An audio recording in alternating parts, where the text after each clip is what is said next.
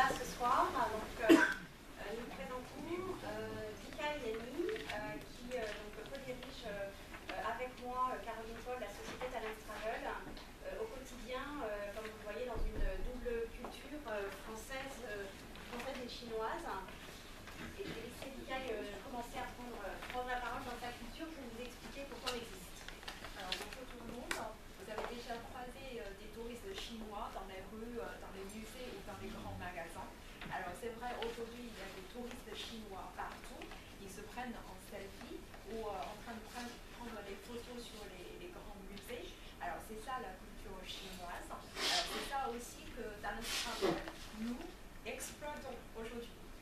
Voilà, exactement. Nous, ce qu'on exploite, c'est vraiment la viralité, c'est le fait que les Chinois se parlent et communiquent en permanence et particulièrement sur leur téléphone mobile. Donc, Dika parle de selfie.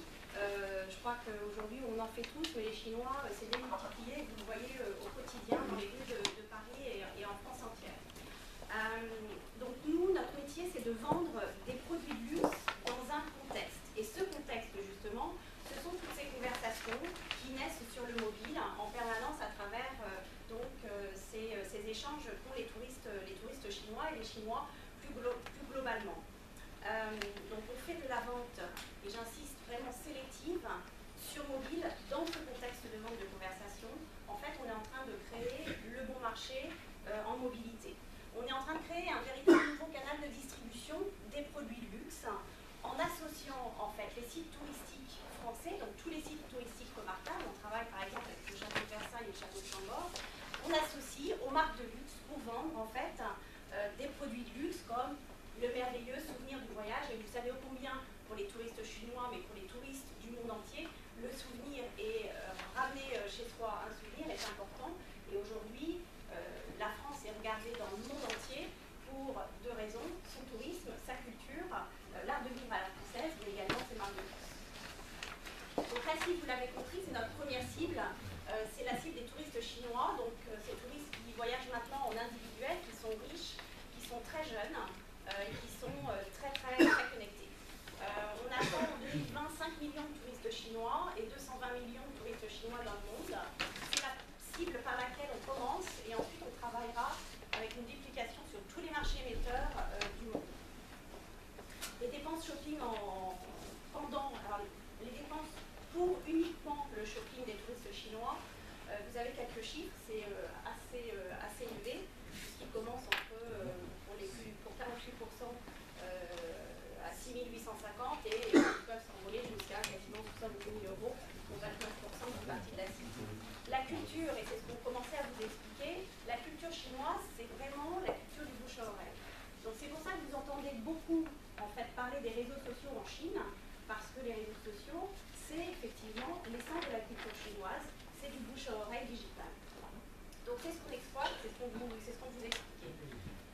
Donc le moyen pour vendre, c'est une plateforme en fait d'affiliation. Vous avez le touriste chinois qui est au château de Versailles et qui va se servir en fait de la plateforme chinoise, donc de l'application chinoise. On travaille particulièrement sur WeChat parce qu'on est dans un écosystème complètement différent de celui du monde.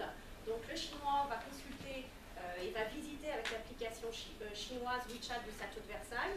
Et là, il va en fait se connecter sans le savoir, mais sur le site internet qui va lui proposer, à travers notre plateforme d'affiliation, le merveilleux souvenir du voyage et donc un produit de luxe. Là, vous pouvez voir que c'est le foulard du château de Versailles, qui s'appelle la promenade à Versailles, que nous proposons.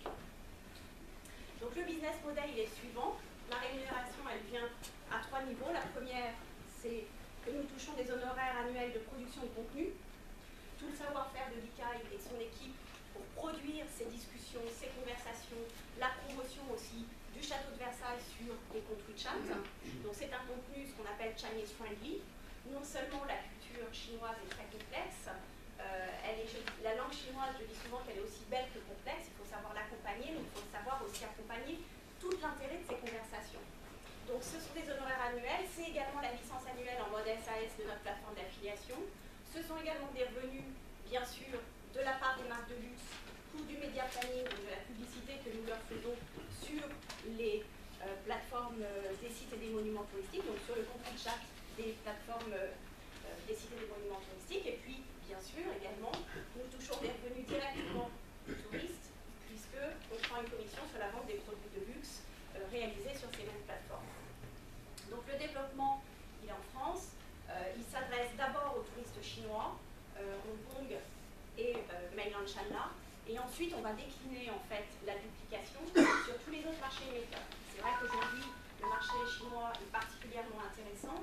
On est expert de ce marché-là, mais on travaille déjà sur le marché américain. Et puis à terme, on travaillera effectivement sur toutes les BRICS qui sont très importantes et sur les budgets shopping sont très importants sur ces marchés. L'équipe, elle est déjà multiculturelle. Nous sommes une dizaine de personnes à Paris, plus une équipe à Shanghai. Donc moi-même, je dirige l'agence. Dikai m'accompagne dans la culture chinoise sur la direction en fait, de toute la réflexion chinoise, mais aussi ce community management, avec 5 community managers à Paris et quelques-uns à Shanghai. Donc on est capable de faire un community management en 8-8 avec le décalage horaire. Lydia est la responsable de notre pôle international, donc on commence à regarder effectivement la vente déjà quand on commence à travailler sur la Chine avec une duplication américaine, puisque c'est le premier marché important derrière le tourisme chinois. Roberto fait partie de l'équipe, il travaille sur le développement international et sur le luxe. Et puis Thomas, notre directeur technique, c'est lui qui s'occupe de la construction de notre plateforme d'affiliation. La concurrence, elle est essentiellement liée aux applications dédiées au tourisme chinois, sur lesquelles, en fait, on est plutôt sur des plateformes type Amazon, où on a les produits les uns derrière les autres, et on refuse, en fait, les marques de luxe. Quelques chiffres clés. On a fait en 2016 800 000 euros de chiffre d'affaires, 824 000 euros de chiffre d'affaires, et en 2017, on va chercher un million 600 000 euros de chiffre d'affaires pour en 2009 en fait viser les 3 millions de chiffre d'affaires et ensuite la duplication va nous permettre d'atteindre 30 millions d'euros de chiffre d'affaires. Donc aujourd'hui on cherche des investisseurs, on cherche notamment des business angels pour nous accompagner sur le développement de la société. On cherche à peu près 150 000 euros. Sachez que nous sommes accompagnés par la BPI, donc on attend sur plusieurs dispositifs, et puis que nous sommes conseillés depuis cet été par KT Capital, donc ce fonds franco-chinois, qui nous accompagne aussi sur ces levées de fonds, en tout cas ce réseau de levées de fonds, et qui a validé notre business model à la fois à Shanghai et à la fois à Paris. Ça, c'est très important de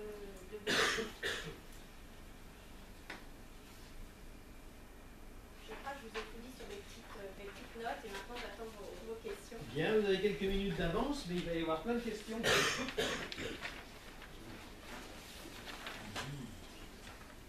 Olivier. Vous aviez indiqué sur une de vos slides que le shopping annuel était entre 6 000 et 27 000 euros. Et c'est par personne, par voyage?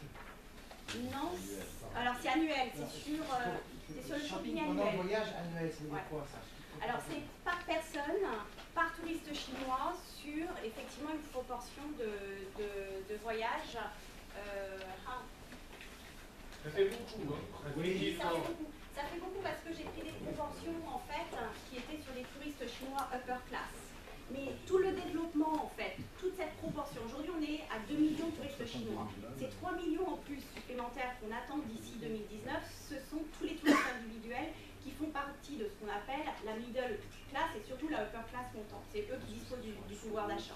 Donc en fait là il s'agit de la upper class. Donc ça c'est des prévisions 2020 ça? Alors ça c'est des chiffres qui existent aujourd'hui. Ça c'est des chiffres, là, ce sont des chiffres qui existent aujourd'hui. De dépenses. De shopping pendant le voyage. Ça exclut en fait toute la partie travel. Ça fait beaucoup de sacs 8 ans quand même. 27 000 euros, il y a de quoi faire. C'est 1 500 euros par jour ou quelque chose comme ça? Moi, j'ai entendu dire. Et ça, c'est les chiffres d'Atout France qui mixent en fait le tourisme de groupe et le tourisme. Alors non, pendant le voyage. Ça, c'est pendant le voyage. Pendant un voyage, c'est 1 500 euros les chiffres d'Atout France. Et ça mixe le tourisme de groupe et le tourisme individuel. Et nous, on touche que le tourisme individuel. On ne veut pas toucher le tourisme de groupe, il ne nous intéresse pas. C'est pas le même pouvoir d'achat. C'est exactement ça. Ce n'est pas le même pouvoir d'achat. Les touristes de groupe sont constitués de l'ancienne génération qui voyage. Voilà. Ils trichent pour les billets pour rentrer au Louvre. C'est un autre, c'est vraiment une, voilà, on n'en est plus là et on capitalise vraiment sur le tourisme individuel haut de gamme. Oui. Vous êtes intéressé qu'aux produits de luxe ou par exemple le gaming, ça fait partie des choses qui vous intéressent? Alors, vous pensez à quoi quand vous parlez de WeChat, c'est réputé pour le gaming, donc il y a peut-être des intersections intelligentes. Oui, le gaming, c'est un levier d'acquisition en fait. C'est-à-dire que les Chinois sont très joueurs, donc Vika est en train de travailler là sur des web apps pour faire jouer les Chinois. Et ça, c'est des techniques d'acquisition et de vente. Donc oui, on s'en sert.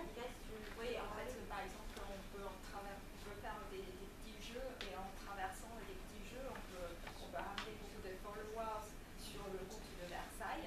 Et après, derrière, notre idée, c'est de toujours attirer les gens à acheter les produits de luxe.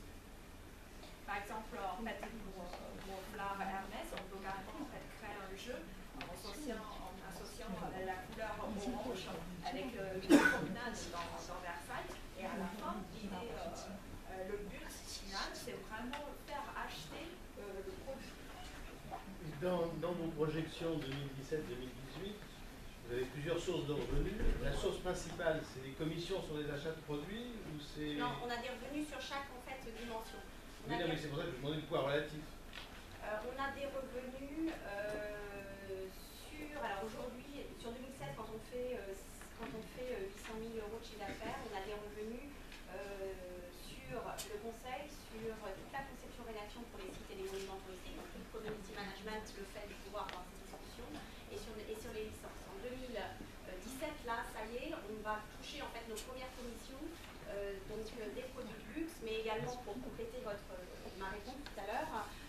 Donc, vous parlez d'Hermès, donc oui, on travaille avec les marques de luxe directement, ce qui intéresse, en souvenir du voyage, les touristes chinois. Et au-delà de ça, on répond à un double besoin. On répond aux besoins de sites touristiques, mais on répond véritablement aujourd'hui aux besoins des marques de luxe qui ont besoin de vendre aux touristes, de créer des flux vers les boutiques, mais aussi de vendre aux touristes. Donc, par exemple, pour le château de Versailles, je complète les produits de luxe, on est déjà en train de travailler sur du vin. Donc, tout ce qui touche à l'œnologie est juste capital aujourd'hui. Ça fait partie des vrais développements touristiques, notamment d'Atout France et de la France à l'international, de pouvoir aller vendre le vin. Et vendre le vin en associant un site touristique, donc en associant les châteaux, la visite des châteaux. Donc on est vraiment dans en fait l'œnotourisme complètement. Le château de Chambord est en train de créer sa vigne. Hein, ils ont lancé en fait des parcelles de vignes. Il y a un storytelling extraordinaire parce que c'est la vigne de François Ier. Alors vous imaginez bien que vous posez un Chinois, un petit bout de parcelle française, un petit bout de terre de François Ier, et qu'il reçoive sa vigne dans 2 ans avec toute une animation sur WeChat pendant 2 ans. C'est un Il exportait storytelling déjà extraordinaire. sous les Ming. Donc non, ça c'est... Je voudrais mieux comprendre par quel mécanisme on rentre sur votre plateforme. Oui. Je suis chinois, mais je suis sur WeChat parce que tout le monde est sur WeChat. Bien. Il faut quand même que je rentre sur votre plateforme en allant d'abord chercher une application qui se trouve quelque part sur WeChat, sur le château de Versailles. C'est ça? Vous avez compris? Alors, non, vous avez très bien compris, je vais juste compléter en fait. WeChat est utilisé par au quotidien 840 millions chinois. C'est l'outil privilégié pendant le voyage également. WeChat est utilisé à titre professionnel et personnel par les Chinois au quotidien et pendant leur voyage. Et ils restent encapsulés entre guillemets sur WeChat parce que, comme je disais tout à l'heure, ils continuent à discuter avec leurs amis, avec leur famille, à dire tiens, c'est ça comme cadeau que je vais leur ramener, ils prennent la photo, ils l'envoient et les conversations se font. Quand un Chinois cherche en fait quelque chose dans son espace de recherche, il va le chercher sur le moteur de recherche de WeChat. C'est un petit peu comme dans Google, en fait, il va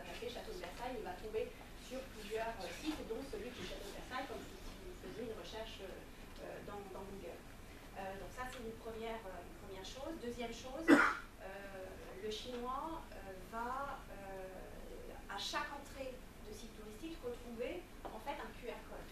Les QR codes, on est d'accord, nous, les Occidentaux, on ne les utilise pas. En communication, on les a tous bannis parce que ce n'est pas notre usage. Par contre, en Chine, vous avez des QR codes partout. Le chinois scanne en permanence.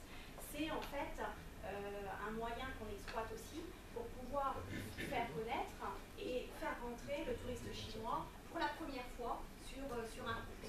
Donc avec le château de Chambord, par exemple, aujourd'hui, on est en train de mettre en place un partenariat avec le Palais d'été à Pékin, avec le château de Fontainebleau avec lequel on travaille également. On était avec les 4 GP avant-hier.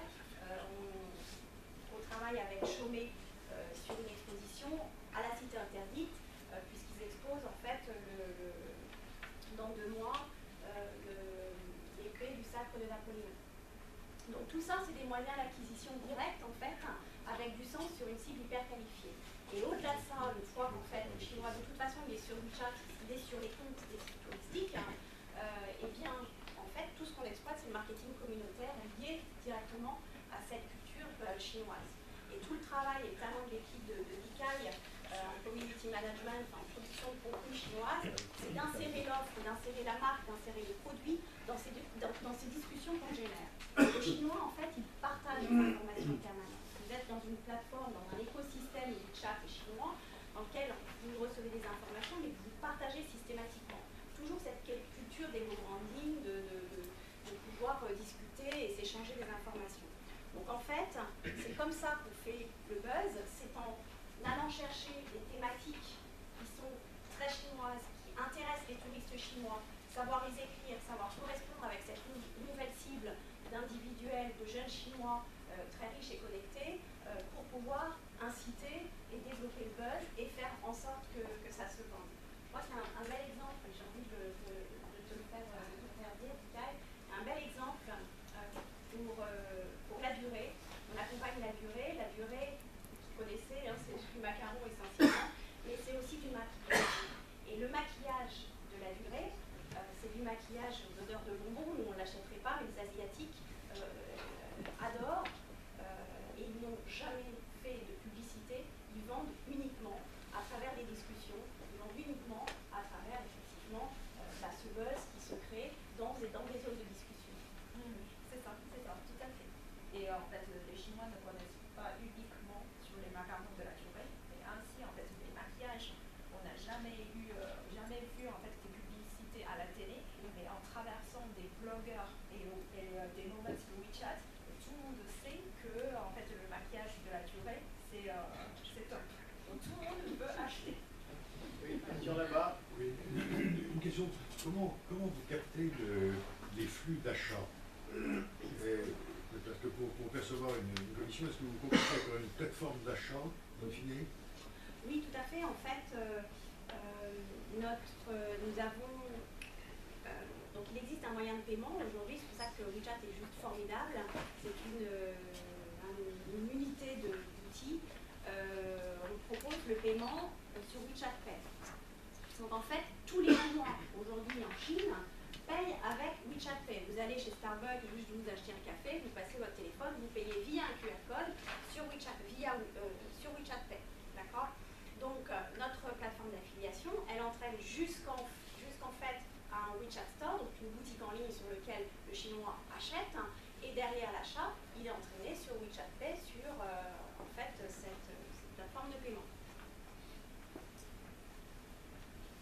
Donc ce qui est très important d'ailleurs, parce que le chinois quand il achète, qu'il soit en France, à la sortie du château de Versailles par exemple, et qu'il achète son produit en France, qu'il le partage sur son compte WeChat pour dire super, j'ai bien visité le château de Versailles et j'ai acheté le foulard Hermès du château de Versailles, je suis très fière parce que ça se partage automatiquement sur son réseau social. Derrière, en Chine, ses copains ou sa famille, son réseau, va pouvoir aussi acheter le foulard par le même moyen de paiement et sur la même plateforme.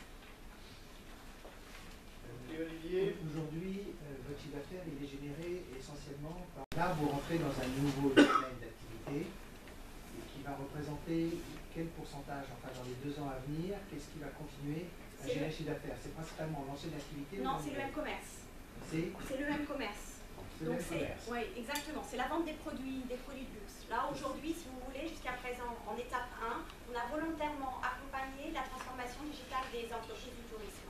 De tout, voilà. On travaille pour dénommer Versailles, mais c'est aussi le centre des monuments historiques, hein, avec 100 monuments en France entière. C'est le Bristol, enfin c'est le groupe auquel appartient Bristol, donc l'hôtel, le Palace parisien. Donc non, aujourd'hui on a, première étape, accompagner cette transformation digitale qui était nécessaire de poser pour pouvoir aller chercher le M-commerce derrière.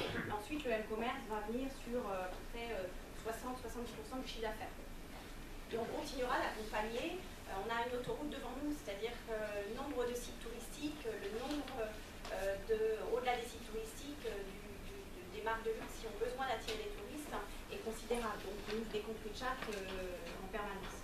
J'ai une question, vous avez perdu 250 000 € l'année dernière, vous êtes financé comment? C'est sur le papier. C'est ce que vous avez financé comment? Ah non, on n'a pas, alors je suis désolée qu'on n'a peut-être pas remis à jour les éléments, c'est parce que c'est décalé en fait dans le temps, on n'a perdu aucun argent, c'est juste que les 250 000 €, c'est ce qu'on recherche, et c'était juste dans la... Et là, il y a marqué chiffre d'affaires 824, perte 247 en 2016. On devait faire les investissements en 2016 et les investissements sont faits en 2017 en fait. Donc ça correspond aux investissements que vous avez faits et notamment la plateforme d'affiliation. Voilà, il y a un décalage en fait en 2016. Okay. Dernière question.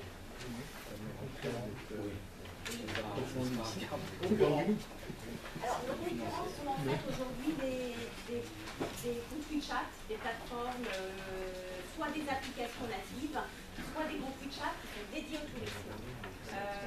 Et dédiés au tourisme chinois, sur lesquels ils peuvent acheter des billets, du ticketing, sur lesquels ils peuvent acheter des produits de luxe. Qu'est-ce qui nous différencie?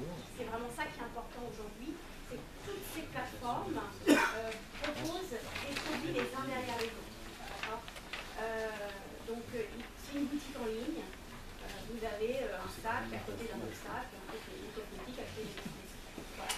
Et nous, en fait, ce que nous créons, c'est véritablement un contexte de vente. Et c'est ça qui est vraiment important, c'est qu'on ne recrée pas, on n'est pas du tout l'Amazon ou le Alibaba des produits, on crée un contexte de vente. Et c'est ça qui est le plus important, et c'est ça qui est le plus important pour les marques de luxe, c'est ce qu'on recherche. Ok, on va... Alors, Olivier, c'est ta troisième question, donc sois bref. Non, mais sur les slides, on marquait qu'il y avait 1 million de valeurs de post-monnaie. Et sur la feuille, il est marqué 2,3 millions. Quel est votre ballot? Vous cherchez 150 000 € pour une valeur de post-monnaie de combien? Voilà, c'est ici. 150 000 € pour 15%. Ça fait 1 million de... Ça fait 1 million, ça fait une valeur 1 million post-monnaie. Et sur la feuille, il y a marqué 2,3 millions. Oui, mais c'est pas le même montant de la levée, vous avez dit votre montant. En fait, si vous voulez, pourquoi? Parce que on va globalement chercher aujourd'hui entre 450 et 600 000 € de levée globale. Aujourd'hui, on cherche vraiment des business angels pour nous accompagner, et ce sera doublé par BPI. En fait, BPI va doubler le capital, c'est pour ça. Oui, là on est bien là. On est bien là, pardon. Ouais, ok, on va s'arrêter là. Donc, Anthony vous rappelle. Réunion jeudi 29 janvier, samedi 11 de 9h à 11h pour ceux qui veulent en savoir plus. C'est mon intervention. Et si vous restez avec merci à vous, au revoir. C'est le matin. C'est de 9h à 11h de Londres.